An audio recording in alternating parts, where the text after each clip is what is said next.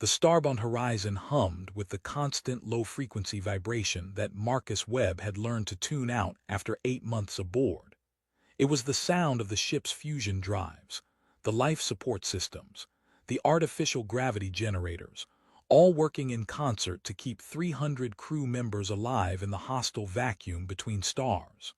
Most days, Marcus barely noticed it. Today, however, every sound seemed amplified, every sensation heightened, because today he was doing what he'd been doing for the past 8 months with increasing desperation. Avoiding Captain Kalen Tharev. Again, Marcus pressed himself against the bulkhead of Deck 7's main corridor, pretending to study a maintenance panel while a group of crew members passed.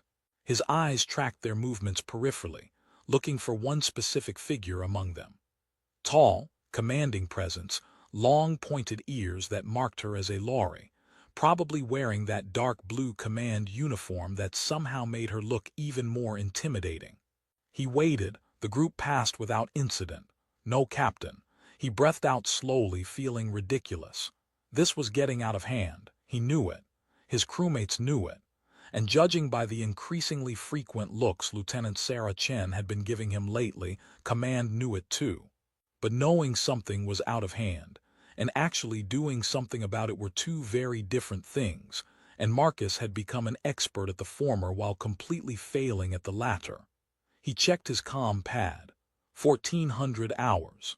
The captain would be finishing her rounds of the science labs about now, which meant she'd be heading back to the bridge via the central lift, which meant Marcus needed to take the maintenance stairs if he wanted to reach the communications bay without running into her.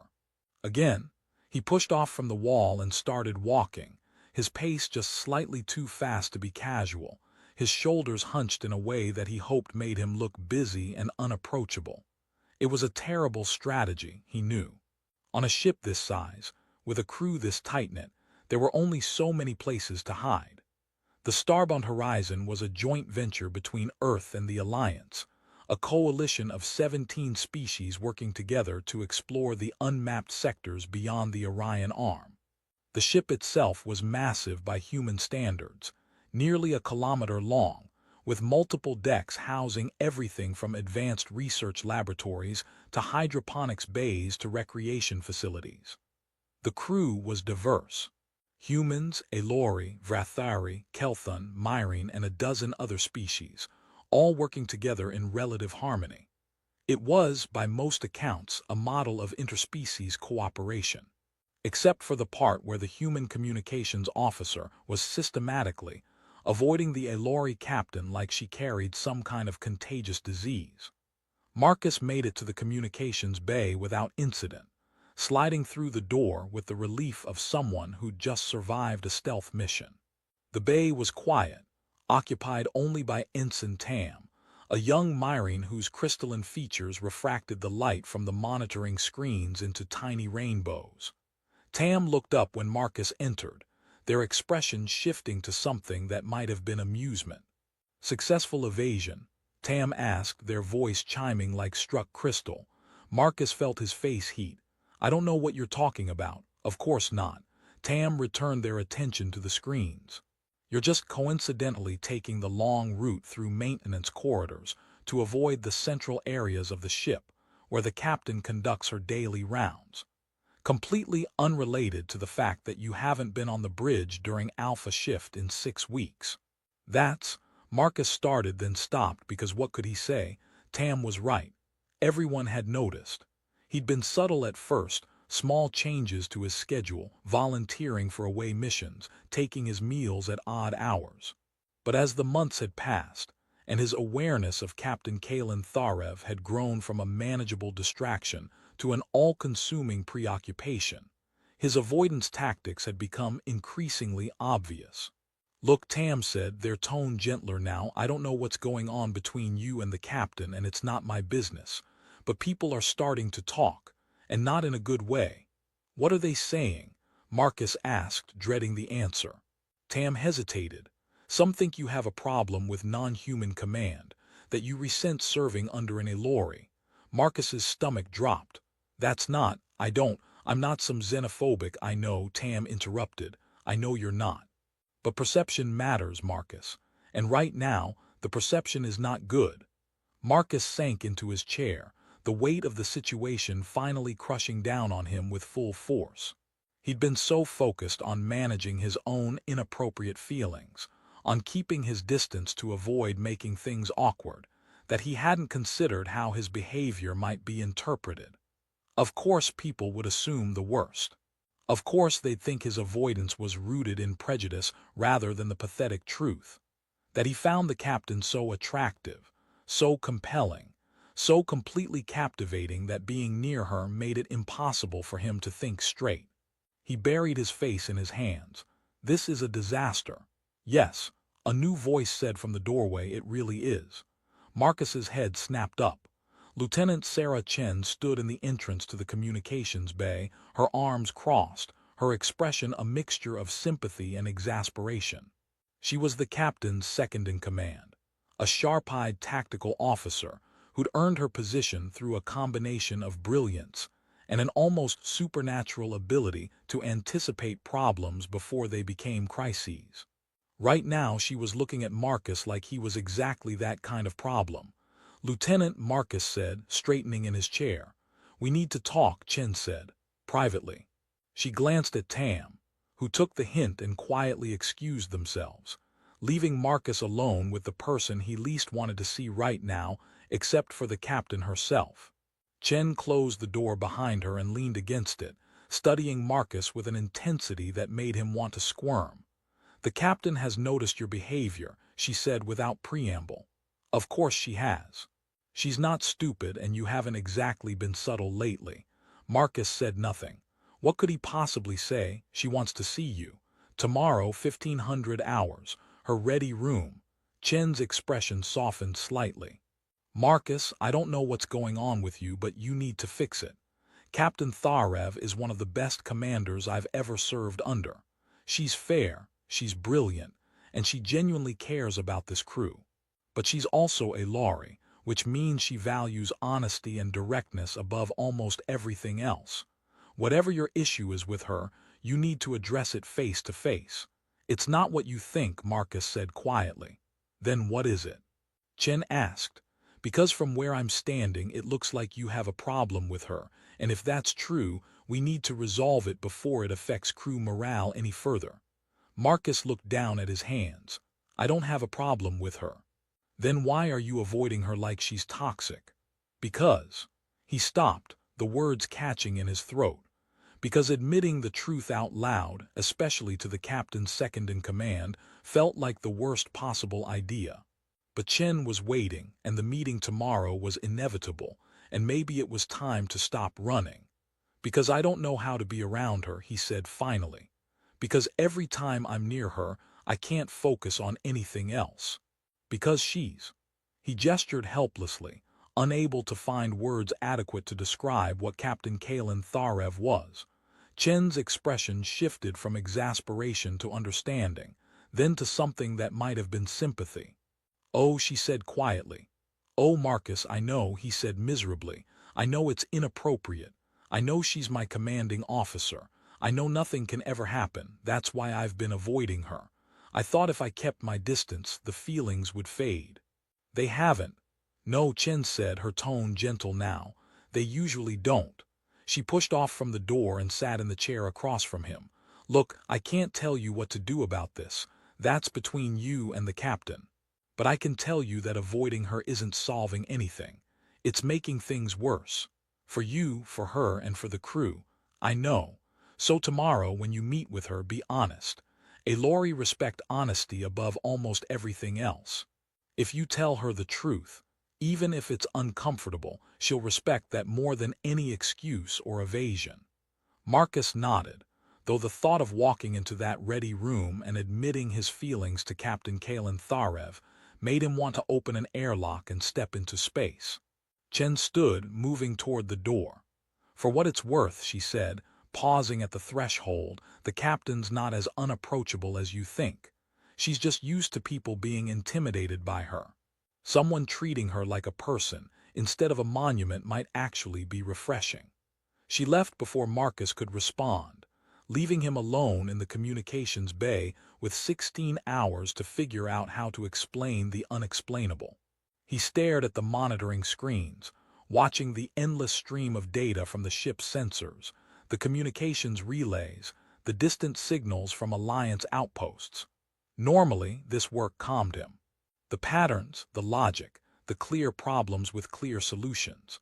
But there was no clear solution to this. No algorithm that could tell him how to walk into his commanding officer's ready room and say, "I've been avoiding you because I find you so attractive that I can't function normally around you."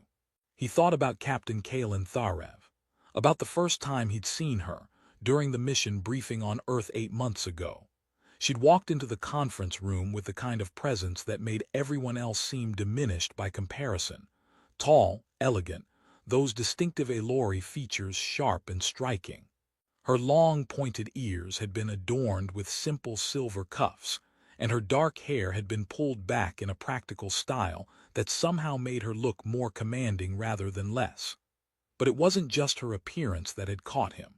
It was the way she spoke, the confidence in her voice, the intelligence in her eyes.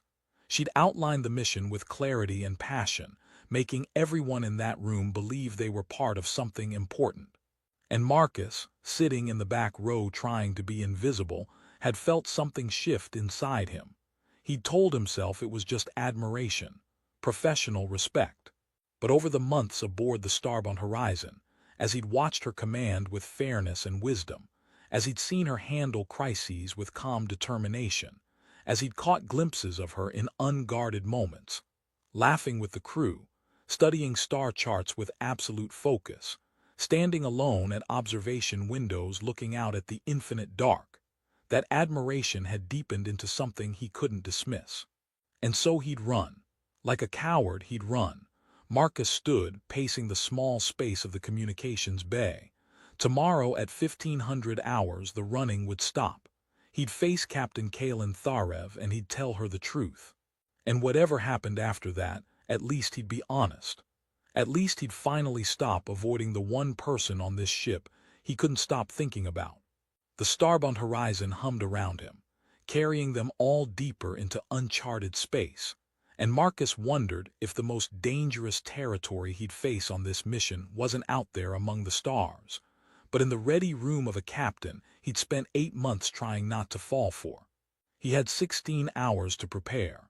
Somehow, he doubted that would be enough.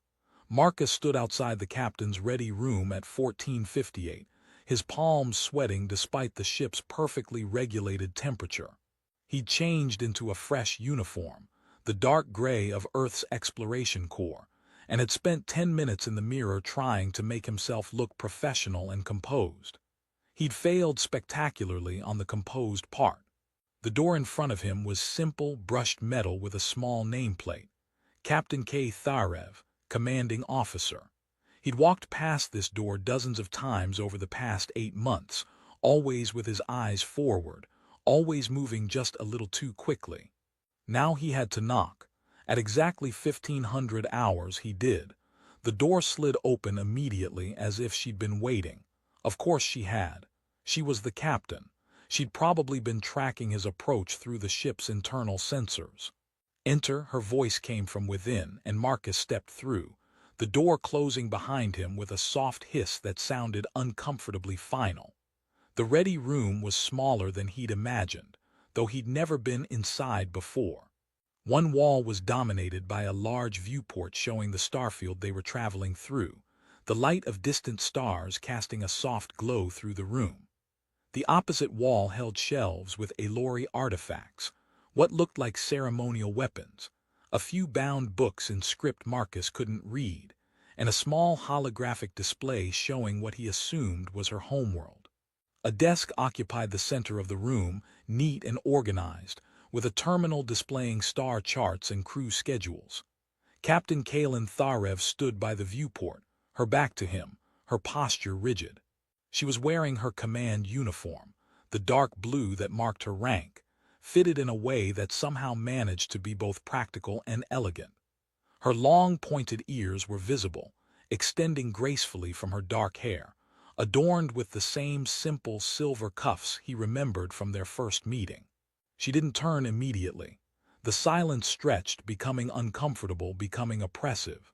Marcus forced himself to stand still, to not fidget, to wait for her to speak first. Finally, after what felt like an eternity, she turned. Her face was composed, controlled, her violet eyes, the distinctive color of the Elori, fixed on him with an intensity that made him want to look away. He didn't. He met her gaze, even though it took every ounce of courage he had. "Officer Webb," she said, her voice calm but with an edge he couldn't quite identify. "Thank you for coming." "Captain," Marcus replied, his voice steadier than he'd expected. She gestured to a chair in front of her desk. "Sit." He did, grateful for the support because his legs felt suddenly unreliable.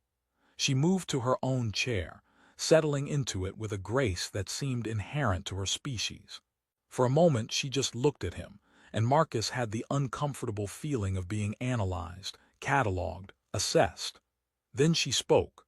"I'm going to be direct because that's the Elori way and because I don't see any benefit to dancing around this issue. You've been avoiding me, Officer Webb, for months now. Your behavior has not gone unnoticed by me or by the crew. I want to know why." Marcus opened his mouth, then closed it, the carefully rehearsed explanations he'd prepared vanishing like smoke. He started, then stopped. "I've been busy with my duties, Captain. The communication systems have required." She raised a hand, cutting him off. Her expression didn't change, but something flickered in her eyes. Disappointment, maybe. "Don't," she said quietly. "Don't insult my intelligence with excuses. You're one of the most efficient officers on this ship. Your work is exemplary. You complete your duties in half the time it takes your colleagues, and you do it with a level of skill that's earned you commendations. So no, Officer Webb, you haven't been avoiding me because you're busy. Try again." Marcus felt his face heat. He'd known this wouldn't work, had known she was too smart, too perceptive to accept a convenient lie. But admitting the truth felt impossible. "The Elori are a warrior culture," she continued when he didn't respond immediately. "We value honor, strength, and above all, honesty. In my society, evasion is considered one of the greatest weaknesses. So I'm asking you again directly, why have you been avoiding me?" Her voice had taken on a harder edge now, the patience wearing thin. Marcus could see the frustration in the set of her shoulders, the slight tension in her jaw, and underneath that something else, something that looked almost like hurt. The realization hit him. She didn't know why he was avoiding her, and in the absence of an explanation, she'd been coming up with her own theories. Probably terrible theories. Probably assuming the worst. "I need to know if there's a problem," she said, leaning forward slightly. "If you have an issue with my command, with my species, with anything at all, I need you to tell me. Because this," she gestured between them, "this tension, this avoidance, it's affecting the crew. People are talking. They're questioning whether there's a problem with command cohesion. As a communications officer, you of all people should understand how dangerous that kind of doubt can be on a ship this far from home." Marcus's chest tightened. She thought he had a problem with her, thought he resented her command, or worse, that he was prejudiced against the Elori. The misunderstanding was so complete, so opposite to the truth, that for a moment he couldn't speak. "Captain, if you cannot work under my command," she interrupted, her voice formal now, cold, "then we need to arrange a transfer when we reach the next Alliance outpost. I won't have discord on my ship. I won't have officers who can't respect their commanding officer. It's not that," Marcus said quickly, desperately. "Captain, that's not. I respect you, probably more than anyone else on this ship. Then what is it?" She stood abruptly, her composure cracking slightly, and for the first time since he'd entered the room, he saw real emotion in her expression. Frustration, confusion, maybe anger. "What is it about me that makes you unable to even be in the same corridor? What have I done that's so offensive you'd rather take maintenance shafts than pass me in the hall?" "You haven't done anything," Marcus said, standing as well because remaining seated while she stood felt wrong. He stopped, the words catching again. "You're what?" she demanded. "Tell me." Because I've spent months trying to understand this and I'm out of theories. The frustration in her voice, the genuine confusion and hurt underneath it, broke something in Marcus. All the careful walls he'd built, all the reasons he'd invented to keep his distance, all the justifications for his cowardice collapsed. And in their place was just the raw, uncomfortable truth. Because I'm attracted to you, he blurted out. Because every time I'm near you, I can't think about anything else. Because you're brilliant and commanding, and I find you so captivating that I can barely function around you. And I know that's completely inappropriate and unprofessional and that nothing can ever come of it, so I thought the best solution was to just stay away. The silence that followed was absolute. Captain Kalen Tharev stood frozen, her expression shifting through so many emotions so quickly that Marcus couldn't track them all. Surprise, definitely. Confusion, something that might have been disbelief. And then, unexpectedly, the corner of her mouth twitched. She tried to suppress it, her hand coming up to cover her mouth, but she couldn't quite manage it. She laughed. It started small, just a quiet sound, but it grew into genuine laughter that transformed her entire face, softening the sharp edges, making her look younger, more approachable, more human despite her obvious alien features. Marcus stared at her, mortified, his face burning. "I'm sorry," he said stiffly. "I shouldn't have." No, she said, holding up a hand, still trying to control her laughter. "I'm sorry. That was inappropriate. It's just," she took a breath, composing herself, though her eyes still held amusement. "Of all the explanations I'd considered, that one never even crossed my mind." "You thought," Marcus started, confused. She moved back to her chair, gesturing for him to sit as well. When he did, she leaned back, regarding him with an expression that was no longer angry or frustrated, just curious. "Officer Webb, Marcus," she said, using his first name for the first time. "I've been trying to understand your behavior for months. I've run through dozens of theories, that you resented serving under a non-human captain, that I'd offended you somehow during the mission briefing, that my command style was too aggressive for your comfort, that you found Aloy physically unsettling." She paused, shaking her head slightly. "It genuinely never occurred to me that you were attracted to me." Marcus didn't know what to say. The admission was out there now, hanging between them, and he couldn't take it back. "Tell me," she said, leaning forward, her elbows on the desk, her expression genuinely interested now. "When did this start?" "From the beginning," Marcus admitted, too far gone to hold anything back now. "The mission briefing on Earth. You walked into that conference room and he gestured helplessly. I couldn't look away." She was quiet for a moment, processing this. "And over the past 8 months, it got worse," he said. "Better, maybe, I don't know. You're an exceptional captain.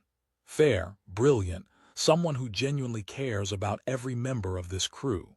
Watching you command, seeing how you handle crises, how you treat people, it just made everything more complicated. Because it wasn't just physical attraction anymore. It was," he stopped, realizing he was saying too much, revealing too much. "It was what?" she prompted gently. "Admiration," he finished. "Respect. The kind of feelings that are completely inappropriate between a junior officer and their commanding officer." Kalen was silent for a long moment, her violet eyes studying him with an intensity that made him want to squirm. But because of the lack of honesty about it, he blinked, trying to process this. "You're not angry about the attraction?" "No," she shook her head, surprised certainly, but not angry. "However, I was angry about the avoidance.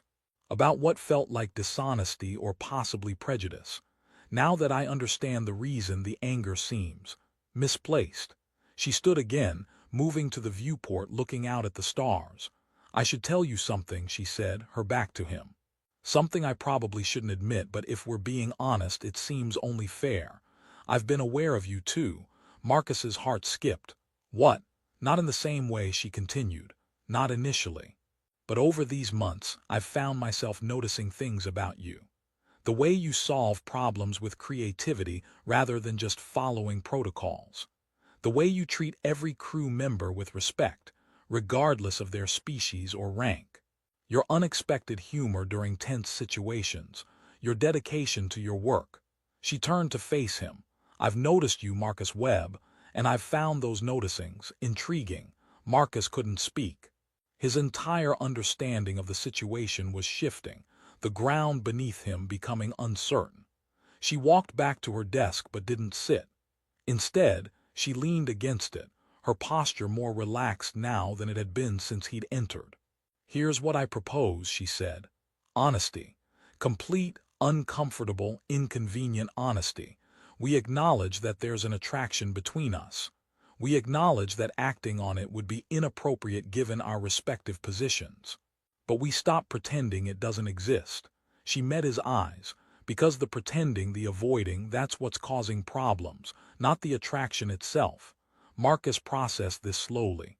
"You're saying, we continue as we have been professionally," she said. "But without the avoidance, without the dishonesty. We work together as officer and captain, but we do it with full awareness of what exists between us, and we navigate it like adults. Can you do that?" Marcus thought about it. Thought about the alternative. More months of avoidance, more elaborate excuses, more damage to his reputation and her command. Thought about what she was offering. A chance to be honest, to stop running, to actually face the situation instead of hiding from it. "Yes," he said finally, "I can do that. Good." She smiled, and it was warm, genuine, the kind of smile that made his chest ache. "Then let's start fresh. Tomorrow you'll return to your normal duties, including bridge shifts during Alpha Watch. We'll work together professionally, and if the attraction becomes difficult to manage, we'll talk about it honestly. Like adults." Marcus nodded, feeling something like relief flooding through him. "Thank you, Captain Kalen," she said. "When we're in private, you can call me Kalen. The formality seems a bit absurd now, given the conversation we just had."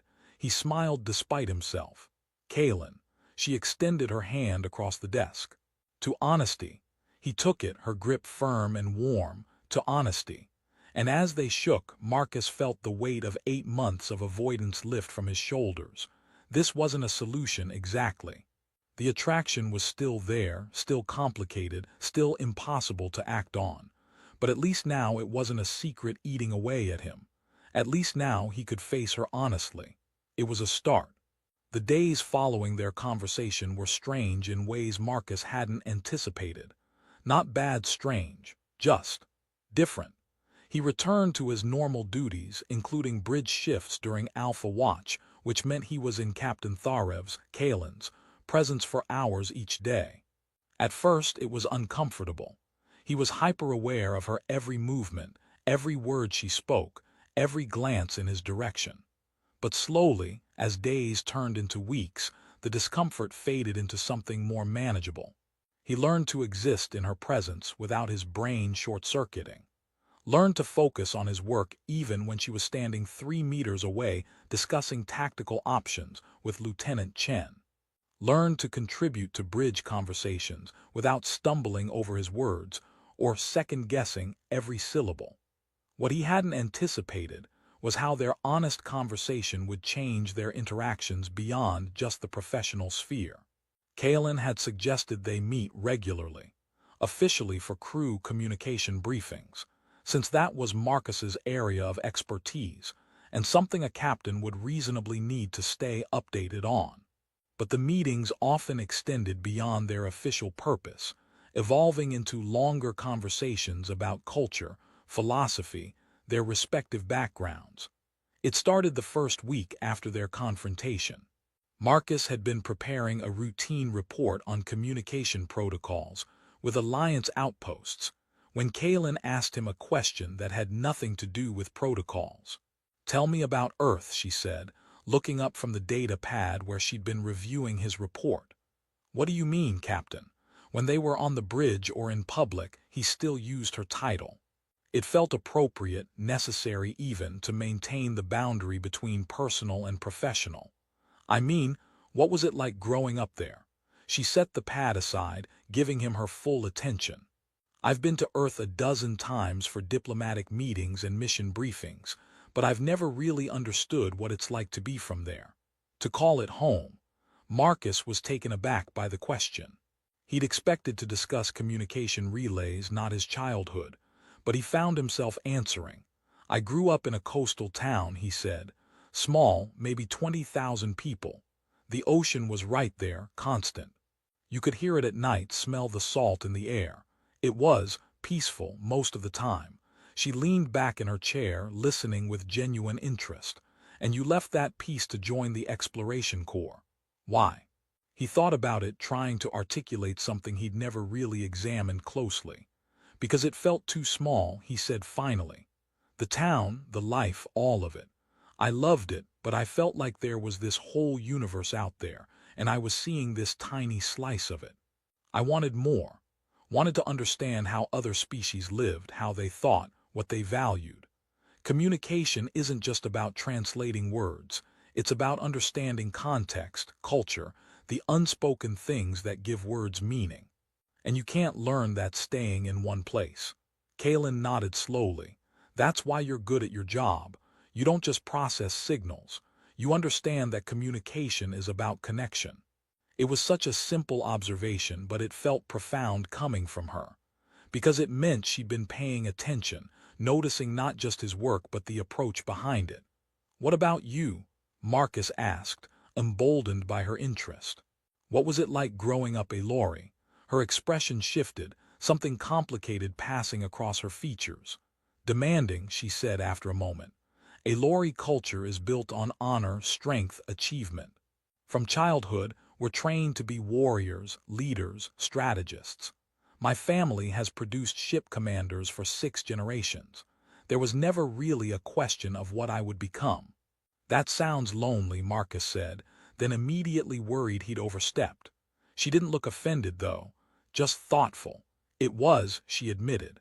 Everyone around me was so focused on strength and composure that there was little room for anything else. Vulnerability was weakness. Uncertainty was failure. You learned to present a perfect facade even if you were struggling underneath, especially if you were struggling underneath. Marcus thought about that, about the pressure of carrying that kind of expectation. Is that why you value honesty so much? Because it's the opposite of that facade. She smiled, pleased that he'd made the connection. Exactly. When everyone is hiding behind masks of strength, genuine honesty becomes the rarest and most valuable thing. It's why your avoidance troubled me so much, not because of what you were feeling, but because you weren't being honest about it. And it's why our conversation in my ready room, as uncomfortable as it was, actually made me respect you more. They talked for another hour that day, well beyond the time allocated for the communication briefing. And it became a pattern. Every few days, they'd meet officially, and the conversations would extend, deepen, become more personal. Marcus learned about Kalen's upbringing on Alos Prime, the Aloy homeworld, where the cities were built into massive trees that reached kilometers into the sky, and the concept of ground level was relative. She told him about her training at the Aloy War Academy, about the pressure to excel, about the first time she'd commanded troops in a border skirmish, and realized that every decision she made affected real lives. She told him about her fear when she'd been offered command of the Starbound Horizon, a joint species vessel, because she'd never commanded non-Aloy before and wasn't sure her leadership style would translate. Kalen learned about Marcus's family, about his parents who'd been teachers and had instilled in him a love of learning for its own sake rather than for achievement, about his younger brother who'd stayed on Earth and become a marine biologist, content with the small-town life Marcus had fled, about his decision to specialize in communications, because he'd always been fascinated by the way meaning could be conveyed, or lost, in translation between not just languages but entire worldviews. The attraction didn't disappear. If anything, knowing each other better intensified it. But they learned to exist with it rather than being controlled by it. They established boundaries, clear professional lines they wouldn't cross. No physical contact beyond what was necessary for work. No private meetings in quarters, only in official spaces like the ready room or conference areas. No discussions about the attraction itself unless it became genuinely problematic. Within those boundaries, though, they built something genuine. A friendship, Marcus supposed, though that word felt inadequate for the depth of understanding that was developing between them. The ship's crew noticed the change. Lieutenant Chen commented on it one day, catching Marcus in the corridor outside the bridge. "Whatever you two worked out," she said, "it's good for the crew. The captain seems more relaxed, more willing to delegate. And you're not spending half your energy avoiding her." Marcus had just nodded, unsure what to say. Because how could he explain that the solution to their problem wasn't to eliminate the attraction, but to acknowledge it, to be honest about it, and then to consciously choose not to act on it? Months passed. The Starbound Horizon continued its mission, mapping star systems, establishing first contact with minor species, collecting data that would inform Alliance policy for decades. Marcus fell into a rhythm, his work on the bridge becoming second nature, his conversations with Kalen becoming a highlight of each week. One evening, 4 months after their initial confrontation, Kalen asked him a question that caught him off guard. "Do you ever regret it?" They were in her ready room, ostensibly reviewing communication protocols with a newly contacted species, but actually discussing the philosophical implications of how language shapes thought. She'd pushed aside the official work half an hour ago. "Regret what?" Marcus asked. "Being honest with me." She was looking at the viewport, not at him. It would have been easier to just request a transfer. To leave the ship, start over somewhere else where you weren't attracted to your commanding officer. Marcus thought about it, considered lying to make her feel better, then remembered their commitment to honesty. "Sometimes," he admitted, "when I see you and know I can never. When the attraction is particularly intense and I'm reminded of all the reasons nothing can happen. In those moments, yes, I regret it. But most of the time, no. Because this," he gestured between them, "knowing you, understanding you, being able to talk with you honestly, that's worth the difficulty." She turned to face him, her violet eyes catching the starlight from the viewport. "I regret it sometimes too," she said quietly. "When I find myself looking forward to our meetings more than I should. When I catch myself thinking about you during bridge operations. When I realize that knowing you has made me question whether some of the Aloy values I was raised with, the emotional control, the suppression of feeling, might actually be limitations rather than strengths." Marcus's breath caught. He'd known she valued their conversations, but hearing her admit to thinking about him, to being affected by knowing him, was something else entirely. "But she's right," she continued, her voice firmer now. "That doing the right thing, maintaining professional boundaries, being honest but not acting on these feelings, that's harder than either avoiding each other or giving in would be. But hard doesn't mean wrong." "No," Marcus agreed. "It doesn't." They stood there in silence for a moment, the weight of what they were choosing, and what they were choosing not to do, hanging between them. Then Kalen smiled, that warm, genuine smile that never failed to make Marcus's chest ache. "Come on," she said. "We have actual work to do, and if I keep you here much longer, people are going to start talking again." The weeks continued. Their friendship deepened. The attraction remained, a constant presence that they'd learned to acknowledge and then set aside, focusing instead on the work, on the crew, on the mission that had brought them all out here to the edge of known space. And Marcus found himself, against all odds, content. Not happy in the uncomplicated way he'd once imagined happiness, but content in a deeper, more mature way. Content with knowing someone fully and being known in return. Content with doing the right thing even when it was difficult. Content with a connection that was real and meaningful even if it could never be what his heart sometimes wished it could be. It was enough. It had to be. And most days it was. 6 months after their conversation in the ready room, the Starbound Horizon completed its primary mission and began the long journey back toward Earth for resupply and crew rotation. The journey would take 3 months, and as they drew closer to home, Marcus found himself thinking more and more about what came next. The crew rotation meant changes. Some people would be reassigned. Others would request transfers or leave the Exploration Corps entirely. Marcus had received an offer from Earth Command, a prestigious position coordinating communications for the entire exploration fleet. It was a significant career advancement, the kind of opportunity most officers would jump at without hesitation. But Marcus had been staring at the offer for 2 weeks without responding.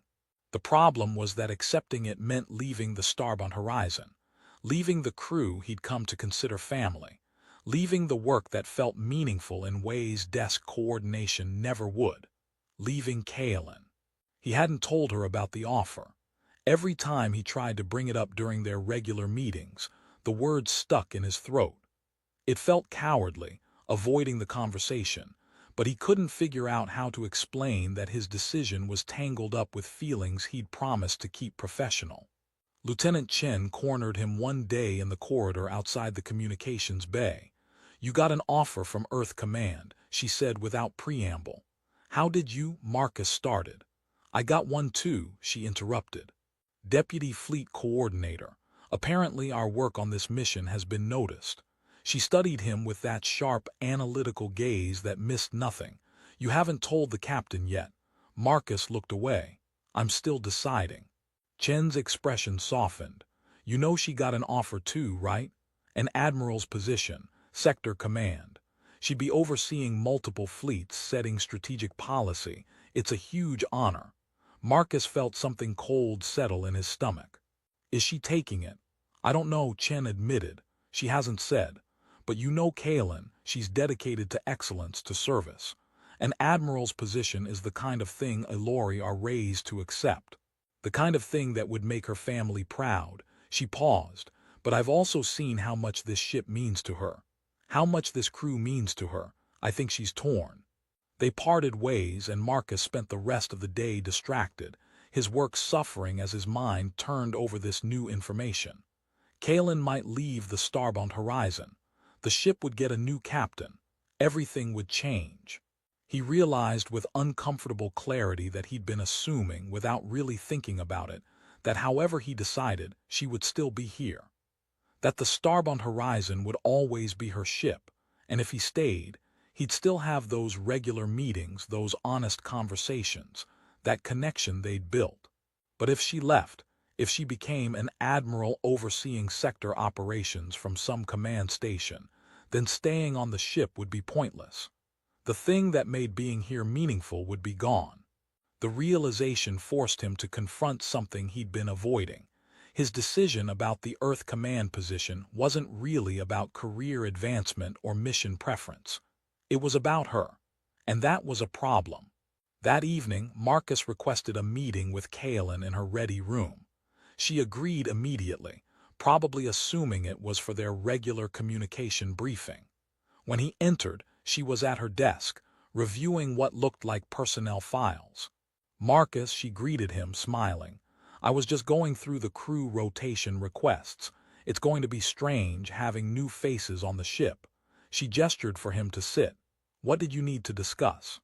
"I got an offer from Earth Command," he said, deciding that honesty, as always, was the only way forward.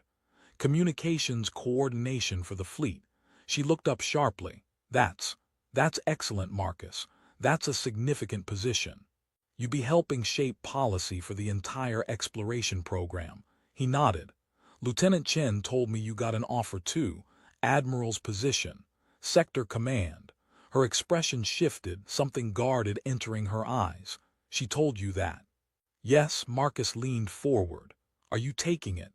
Kaelin was quiet for a long moment, her fingers drumming lightly on her desk. "I don't know," she said finally. "It's the kind of position I was trained for. The kind of achievement my family expects. The kind of role that would use all my strategic training and diplomatic experience. But I don't want to leave this ship." She looked at him, and there was something raw in her expression. "I don't want to leave this crew, this work. She stopped, and he knew what she wasn't saying. "These connections. I don't want to leave either," Marcus admitted. "The Earth Command position is prestigious, and it would advance my career. But I don't care about any of that as much as I care about being here, about the work we're doing, about—" He met her eyes, about the connections I've made here. They sat in silence for a moment, the unsaid things hanging between them heavy and significant. You should take the Admiral's position, Marcus said, even though saying it hurt. It's what you've been working toward your entire life.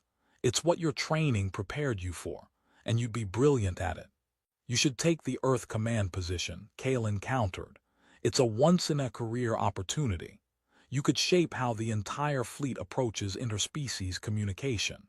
Your ideas, your understanding of how connection works across cultures, you could scale that up, make it affect thousands of missions instead of just one ship. They stared at each other and Marcus felt frustration building. This is ridiculous, he said. We're both trying to convince the other to take positions we don't want, all because, he stopped himself. All because what? Kalen asked, her voice quiet. Because I don't want to lose this, Marcus said, gesturing between them. Whatever this is, this friendship, this understanding, this connection we've built. If you leave, if I leave, if we're on different sides of the sector, then all of it goes away. And I can't. He stopped, overwhelmed by the weight of emotions he'd been trying to keep professional. Kalen stood, moving around her desk to lean against it, closer to him but still maintaining that careful distance they'd established. Marcus, she said gently, I need to tell you something. I've already declined the Admiral's position. He looked up sharply. What? Why? Because I'm not finished here, she said simply. Because commanding the Starbound Horizon, working with this crew, continuing this mission, it matters to me in ways that Sector Command never would. Because somewhere in the past year, I stopped doing this job out of duty and started doing it because I genuinely love it. And because, she paused, choosing her words carefully. Because the connections I've made here, particularly one specific connection, has taught me that the Alori emphasis on duty and achievement above all else might be missing something important. But your family, Marcus started, will be disappointed, she finished. Yes, they'll see it as a failure, a lack of ambition, but I've spent my entire life trying to meet their expectations. Maybe it's time I prioritized what makes me fulfilled rather than what makes me impressive. Marcus stood, needing to be on the same level as her. You declined because of me, he said. It wasn't a question. She met his eyes steadily. I declined because of many reasons. You're one of them, but not the only one. This ship, this crew, this work, all of it matters. And yes, the possibility of continuing to work with you to maintain this friendship we've built was part of my decision. But Marcus, you can't make your decision based on mine. You need to choose what's right for your career, your future. I already did, Marcus said. I declined the Earth Command position 3 days ago. Her eyes widened. You what? I sent my response before I knew about your offer. Before I knew you might be leaving. I declined because desk work, coordinating from Earth, reading reports instead of being part of the actual missions, none of that appealed to me. I want to be here, on the Starbound Horizon, doing the work that feels meaningful. The fact that you're staying just makes it better. They stood there, close but not touching, the carefully maintained boundaries still in place, but feeling suddenly less important than the understanding passing between them. So we're both staying, Kalen said, and there was relief in her voice, clear and unguarded. We're both staying, Marcus confirmed. She smiled, that warm, genuine smile that he'd come to treasure. The Starbound Horizon has been approved for a second mission. 5 years, exploring the Perseus Arm this time. Extended duration, new crew assignments, expanded research objectives. I was going to announce it tomorrow. Are you interested? Obviously, Marcus said, and they both laughed, the tension that had been building breaking into something lighter. The next morning, Captain Kalen Tharev announced the ship's second mission to the assembled crew. The speech was professional, inspiring, outlining the exciting scientific objectives, and the honor of being chosen for another extended exploration mission. But when her eyes found Marcus in the crowd, he saw something there that had nothing to do with professional duty and everything to do with personal choice. They'd both chosen this. Chosen the ship, the crew, the work. Chosen each other, in the only way they ethically could, as colleagues, as friends, as two people who understood each other deeply and respected each other enough to maintain boundaries even when it was difficult. 3 days later, the Starbound Horizon left Earth orbit, beginning its journey toward the Perseus arm. Marcus stood at his station on the bridge, performing his duties with the competence that had become second nature. Kalen sat in the captain's chair, giving orders, coordinating with the various departments, commanding with the authority that came so naturally to her. During a quiet moment, when the bridge crew was focused on their respective tasks, she glanced over at him. Their eyes met across the bridge. No words were exchanged. They didn't need words. The understanding between them was clear. They'd made their choices.